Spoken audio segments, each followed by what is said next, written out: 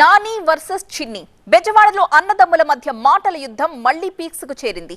కేసినేని నాని అవినాష్ అనుచరుడిగా మారిపోయాడని, చంద్రబాబు లోకేష్ గురించి మాట్లాడే స్థాయి నానికి లేదని విరుచుకుపడ్డారు చిన్ని. ఫైనాన్స్ డబ్బులు కట్టకుండా డ్రైవర్లకు జీతాలివ్వని వ్యక్తి అంటూ నానిపై తీవ్ర విమర్శలు చేశారాయన. జాగ్రత్తగా మసులుకోవాలని, పిచ్చి పిచ్చి మాటలతో రెచ్చిపోవద్దని హెచ్చరించారు. నాని సొంత డబ్బులతో ₹1 బిచ్చం వేసినట్లు చూపిస్తే నేను రాజకీయాల నుంచి తప్పుకుంటానంటూ సవాల్ విసిరారు చిన్ని.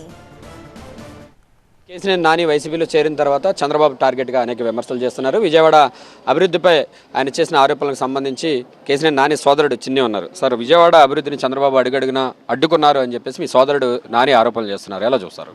స్థాయి లేని వ్యక్తులు, చంద్రబాబు నాయుడు గారిని విమర్శిస్తే నేను హీరో అయిపోతాం అనుకునే వ్యక్తులు, ఇటువంటి వ్యక్తులకి మాలాంటి కార్యకర్తలు సమాధానమే చాలు. ఈయన స్థాయి ఏంటో మా అందరికీ, విజయవాడ ప్రజలకి, మా నాయకులకి, కార్యకర్తలకి తెలుసు. కానీ చంద్రబాబు నాయుడు గారు ఆయన మన పార్టీలో ఎంపీగా ఉన్నారు కాబట్టి వారికి మా కార్యకర్తలు, నాయకులు కొంతమంది గౌరవం ఇచ్చారు. కానీ వాళ్ళందరికీ కూడా తెలుసు ఈయన స్థాయి ఏంటనేది. ఈయన స్థాయి ఇవాళ మనం చూస్తే అవినాష్కి అనుచరుడు. నువ్వు జాగ్రత్తగా మసులుకో, పిచ్చి పిచ్చి మాటలు మాను, చంద్రబాబు నాయుడు గారిని విమర్శించడం మాను. ఇప్పటికైనా నీ స్థాయి ఏంటో నువ్వు తెలుసుకో. మొన్న గౌరవ అంబేద్కర్ గారి విగ్రహం దగ్గర నీకు జరిగిన అవమానానికి మా నాయకులు పాపం ఇప్పుడు దాకా మనతో ఉన్నాడే, ఇట్లా అవమానం జరిగిందని ఇంకా మా వాళ్ళే బాధపడుతున్నారు. కానీ నీ స్థాయి మొన్నే అర్థమైంది. విజయవాడ అభివృద్ధి ఏం వేశాడో, జగన్ గుంట పూసాడా, ఒక్క మట్టి వేసాడా, ఏమన్నా వేసాడా? ఏ రోజు విజయవాడను పట్టించుకునే వ్యక్తి గురించి నువ్వు పొగుడుతున్నావంటే నువ్వు ఎంత అసమర్థుడువో, నీకేమో అసలు ప్రజల మీద నీకు ఎంత అవగాహన ఉందో ఇటువంటివి తెలుసుకో. జాగ్రత్తగా ఉండి ఇంకొకసారి చంద్రబాబు నాయుడు గారిని విమర్శిస్తే మా కార్యకర్తలు, నాయకులు నీకు బుద్ధి చెప్పడానికి రెడీగా ఉన్నారు. విజయవాడ ప్రజలు కూడా బుద్ధి చెప్పడానికి రెడీగా ఉన్నారు.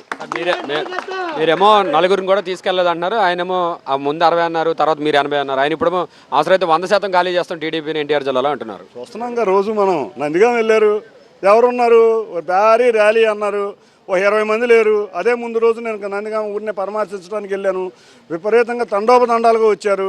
విజయవాడ పార్లమెంట్ పరిధిలో 7 స్థానాల్లో కూడా వైసీపీ జెండా ఎగరవేస్తామని మీ బ్రదర్ చెప్తున్నారు. ఏంటంటే 4 వ్యక్తులను తీసుకెళ్ళలేని వాళ్ళ మాటలు పద్దాక మనం ఖాళీ చేస్తాం అనేది. 4 వ్యక్తులను తీసుకెళ్ళమనండి చాలు. ఈయన ఖాళీ చేసినంత పని.